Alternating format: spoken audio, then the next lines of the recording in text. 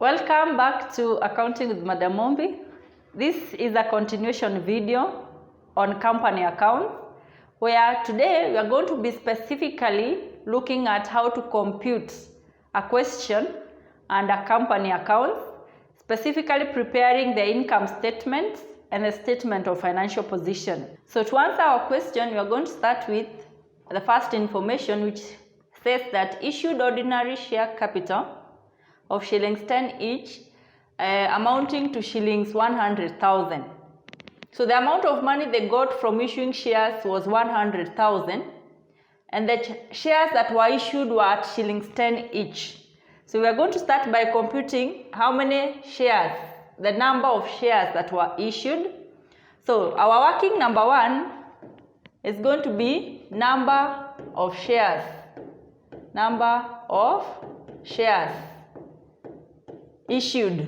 So the number of shares, we have seen that the amount that they have received as share capital is 100,000 after issuing shares at par, which was issued at shillings 10. That is the par value. So we can divide that and to see that the number of shares that were issued were 10,000 shares. That is the number of shares that were issued. So that is the first additional information. That is the first information or working we can do. Then we can go to working number two. Again, from our question, we are seeing that the second information is that there is 10% preference share capital. And we have said that 10% means that they have a preference dividend of 10%. So we are going to compute the preference dividend as our second working. We are going to compute the preference dividend, which is 10%. 10% multiplied by the amount of preference share capital, which is 50,000. We are going to see that the preference dividend is 5,000. That is the fixed rate of return to the preference share capital. Then the other information we are going to look at, number three, it says that the share premium as at 1st July is 60,000. For that we have no working. The other information is that there is 10% debentures. And we have said that if it is 10% debentures, it means that the debenture interest is going to be computed at 10%. So we can again compute the debenture interest from that information. Working number three, we can compute the debenture interest.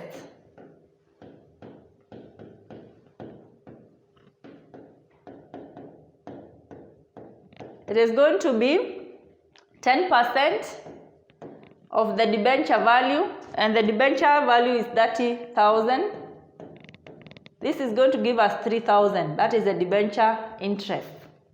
So I want us to do something. I want us to check the preference dividend, whether it has been paid.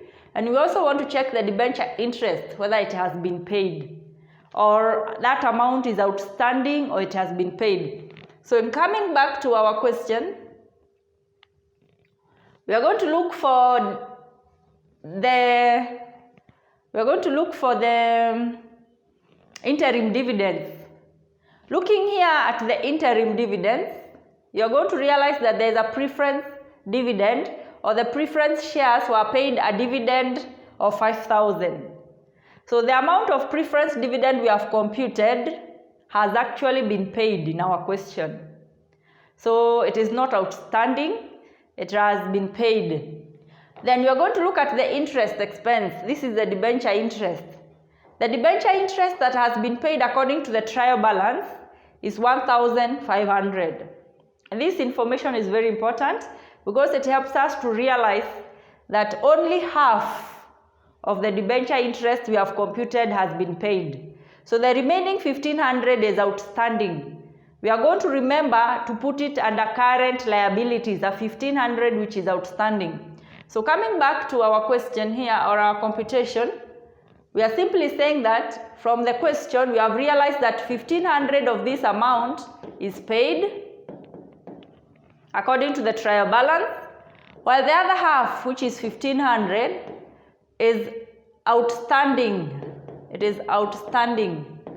It has not yet been paid. It is not in the trial balance, meaning it has not yet been paid. It is outstanding. So for this amount, we are going to put it as a current liability in the statement of financial position. So when we prepare the balance sheet, we are going to put this as a current liability. So we are not going to forget that, but this has been paid. So we can proceed with our question and look at any other information.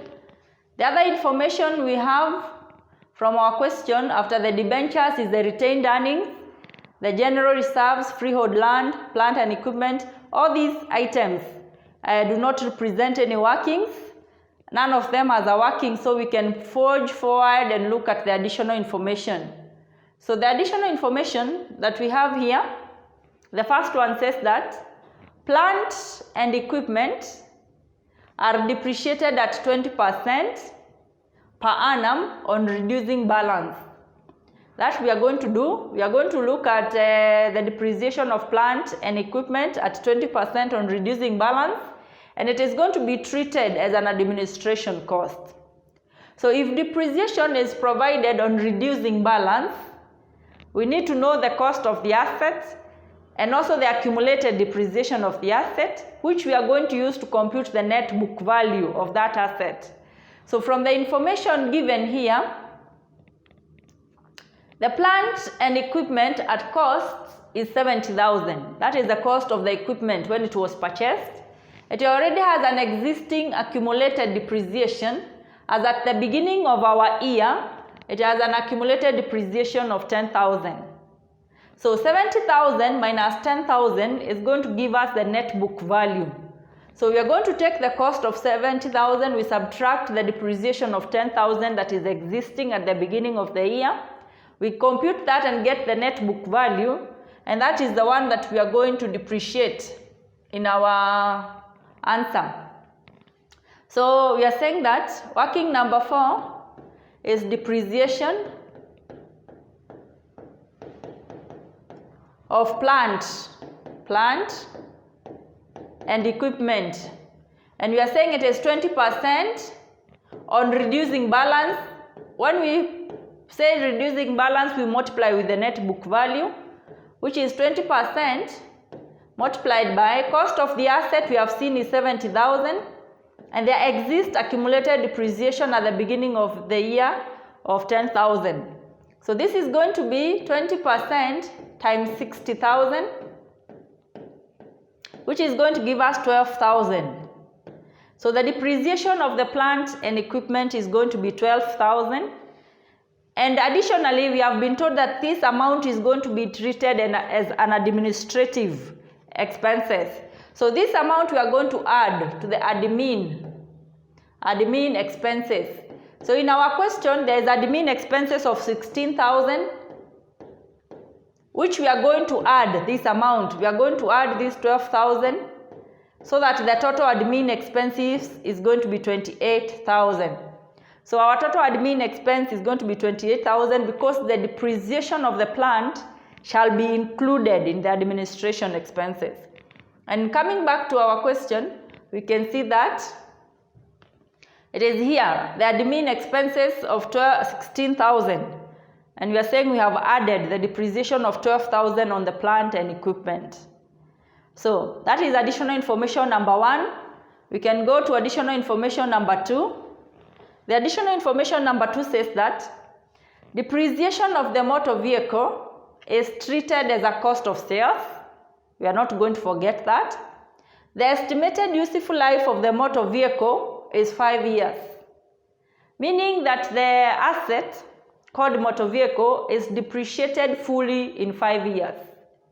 Now, in our question, we have the motor vehicle here, and the motor vehicle is given at cost as 45,000. So the motor vehicle's cost of 45,000, we are being told is going to be depreciated within 5 years. The useful life is 5 years. So the depreciation that shall be charged per year is going to be 45,000, which is the cost, divided by 5 years. So every year, this asset is going to be depreciating by 9,000. It has already depreciated by 9,000 as at of the beginning of the year, meaning that it has already depreciated by 1 year in the past. Then this year that we are doing the computations for, we are going again to depreciate it by another 9,000 for the current year. So what we are going to do as our working, we are going to provide depreciation as working number 5. We are going to provide depreciation for the motor vehicle, depreciation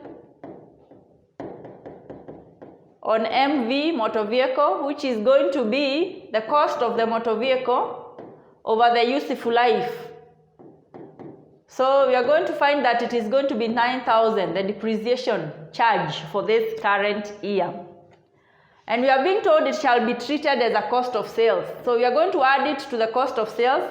We have in our question a cost of sales of 720,000, and we are going to add the 9,000 so that our cost of sales becomes 729,000. So the cost of sales is given. The cost of sales is given in our question here. It is here. You can see that the cost of sales is 720,000. So we are adding the 9,000 of depreciation that we have computed for the current period.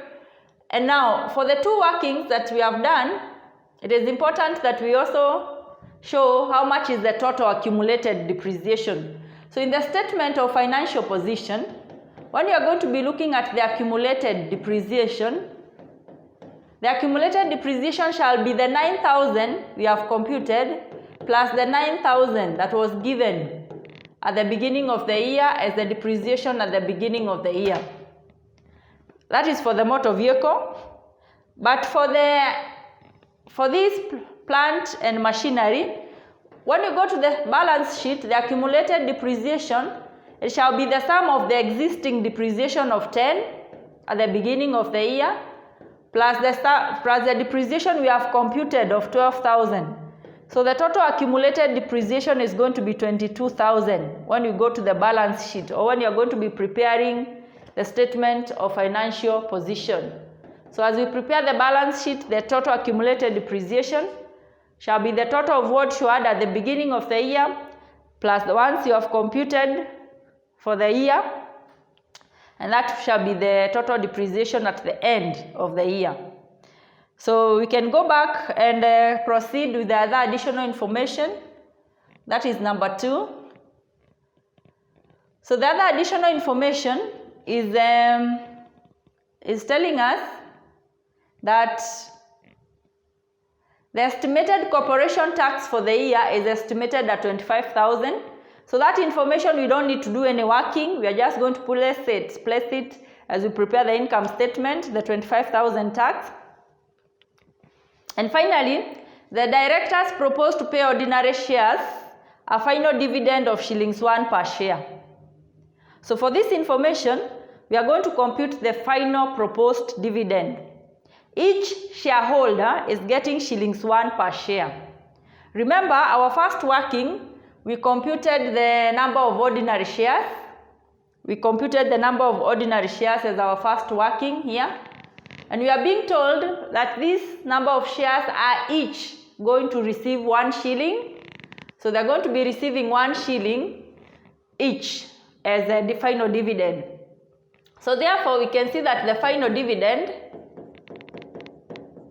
if you multiply this number of shares by 1, that the final dividend is going to be 10,000. And this shall be our final working number 6. It can be our final working number 6. So with this, we are going to compute or prepare the statement of income and the statement of financial position. So we can go ahead and prepare. We are going to start with the statement of income. Statement of income. This is for Mapato Limited. for the year ended 30th June 2018. So that is the title. We are going to have two columns, one column, each column there. And then we are going to start with the revenue. How much revenue did the organization derive during this period? From our question, we have been told that the revenue is 1.2. That is 1,200,000. Then from the revenue, we are going to less the cost of sales. And our cost of sales was given as a wholesome figure, where we had the cost of sales being 720,000. And we were adding the 720,000 which were given in our question. We added the 9,000 computed, so our cost of sales is 729,000. 729,000.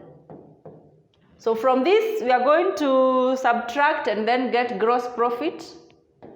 Gross profit. The gross profit is going to be 471,000. Once we have the gross profit, as we said, we are going to add other incomes. From our question, we can check which other incomes are there. And from our question, we can see that the other incomes that are given, the only income, and one way of looking for incomes is that they are on the credit side. So we have here what you have there, investment income. The investment income of 2,100. The other figure on the credit side we have is revenue, which we have already used. The other figure is trade payables. This is a liability, and the others are depreciation. The others are capital. So the only revenue we have is the investment income. The investment income of 2,000 of 2,100, which we are going to add to get the gross income, and the gross income is 473,100. That is the gross income. After this, we are going to less expenses. And we have seen that there are three broad categories of expenses from our question. The first is the selling and distribution expenses. Selling and distribution expenses, which was given as 75,000. We also have administration expenses, admin expenses, which we had been given as 16,000. We added depreciation of plant and equipment of 12,000.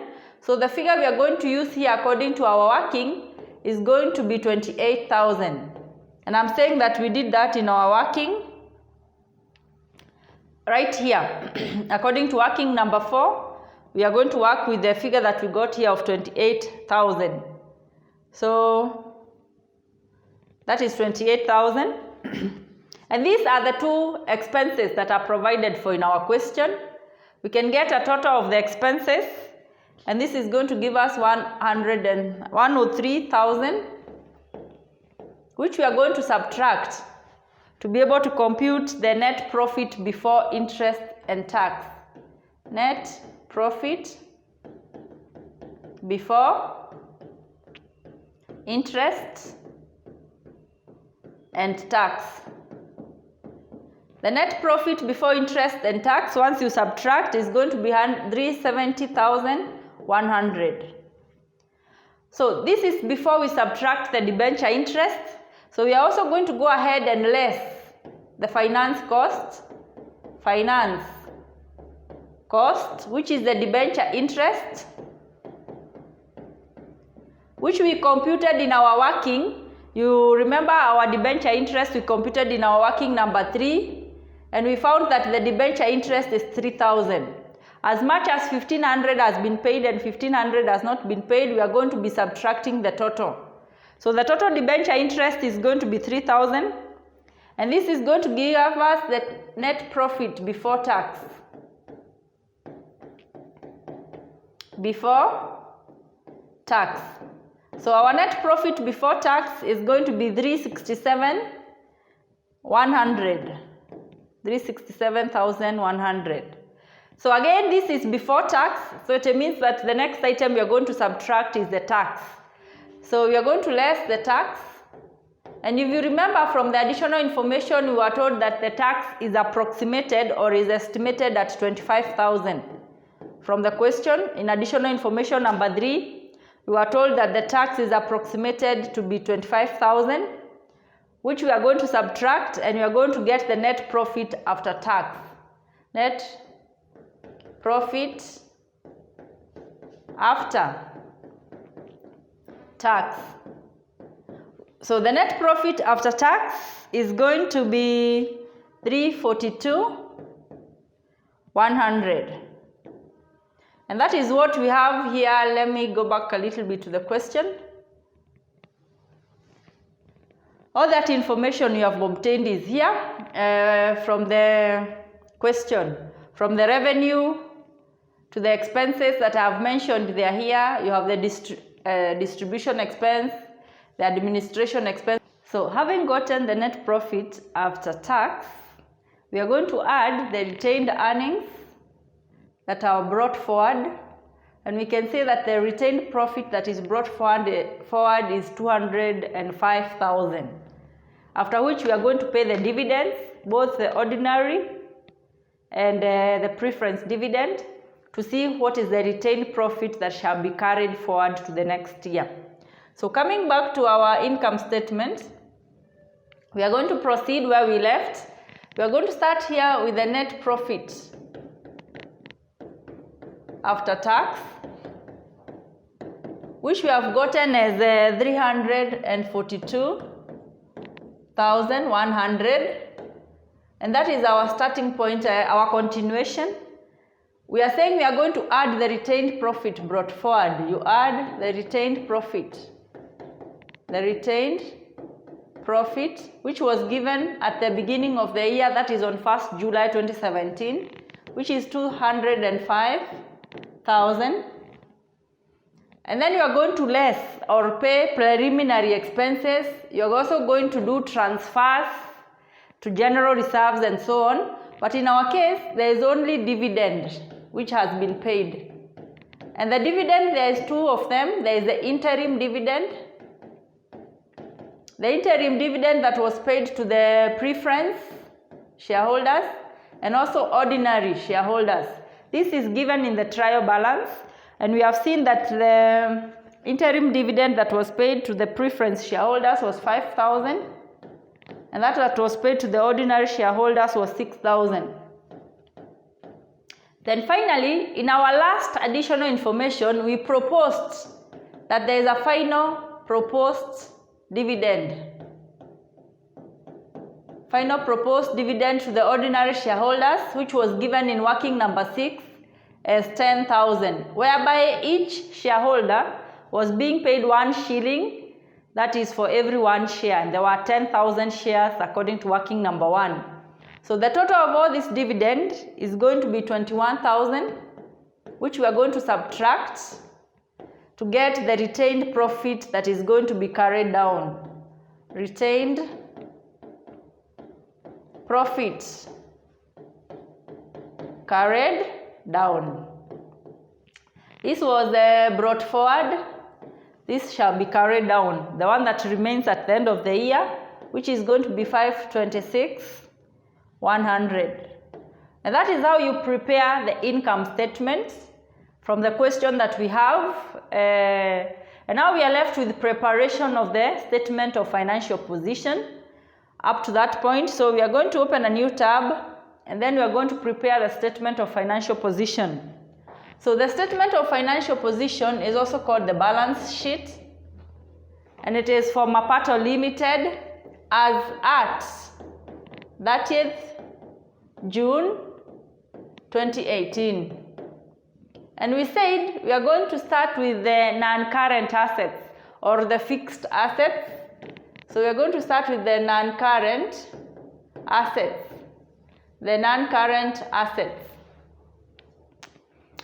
For the non-current assets, we are going to give the year costs, the year accumulated depreciation, and what is the year net book value, or the value after depreciation. So in our question, we have 3 non-current assets.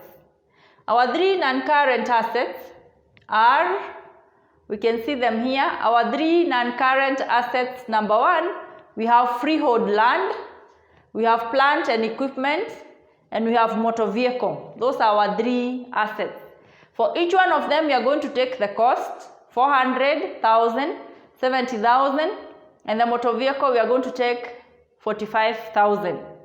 For each one of them, again, we are going to take their depreciation, and the depreciation given here was the one at the beginning of the year. We added in our working, respectively, the depreciations we computed according to additional information to get the final depreciation that we are going to take to the statement of financial position. So picking these figures and the ones from our additional information, the workings, the 2 workings on depreciation, then we are going to come and get our balance sheet as follows. We can start with the freehold land. Freehold land, which is given for 400,000 at cost. It has no accumulated depreciation, therefore having a net book value of 400,000. We have the plant and equipment.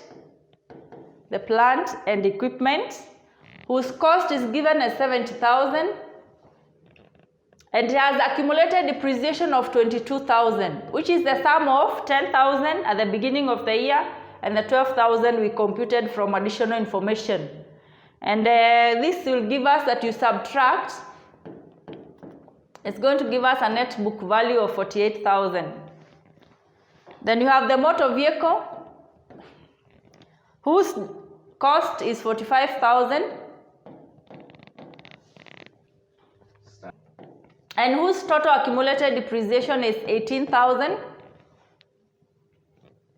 giving us, you subtract, giving us a net book value of 27,000.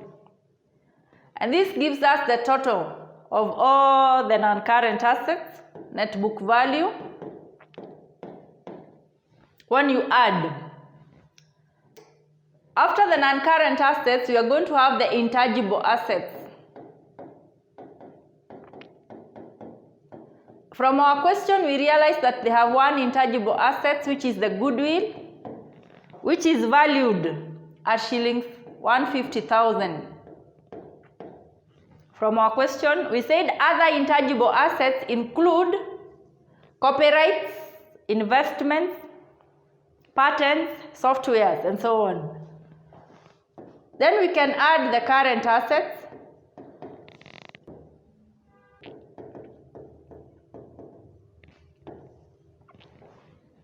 So from our question, we can look at the current assets that we have.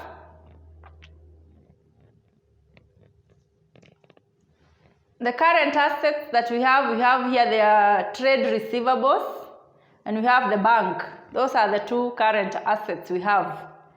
So the current assets we have is the bank and the trade receivables. So you have a bank and you have trade receivables. The bank has a total amount of 192,600, while the receivables have 60,000. This gives us a total of 252,600. And this is one part of the balance sheet, or the one part of the statement of financial position, where we can get the total assets. Total assets. So those are all the total assets. Then we can look at the financing, how this balance sheet or statement of financial position is financed, by looking at the shareholders' funds, or the equity and the liabilities. So the last part of the balance sheet being a continuation of the balance sheet, you are going to have the equity and liabilities. We are going to start with the ordinary share capital. Ordinary share capital, which we found in our question that the ordinary share capital was shillings 100,000. We are going to also put the preference share capital, which we were given in our question as 50,000. We have the share premium,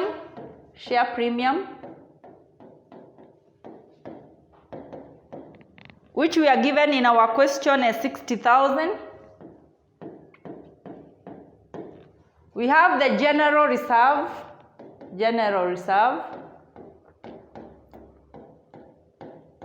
which we are given in our question as also 60,000. We have the retained earnings. But now we are not going to pick the one that we were given in our question. Rather, we are going to pick the one that we have gotten from this income statement as the retained earning carried down. So this figure is the one we are going to take to the balance sheet or to the statement of financial position, which is going to be 526,100. Now, we want to remember that the final proposed dividends have not been paid. We have an option to put the final proposed dividend under the shareholders' funds until the AGM. Once the AGM has occurred and the final proposed dividend has been proposed and seconded and agreed, then we are going to transfer it from the shareholders' funds and transfer it to the current liabilities. But now, since it is proposed, we can have it there as 10,000. It has not yet been paid. So all the total of these amounts are going to give us 8,006,100. This gives us the shareholders' funds.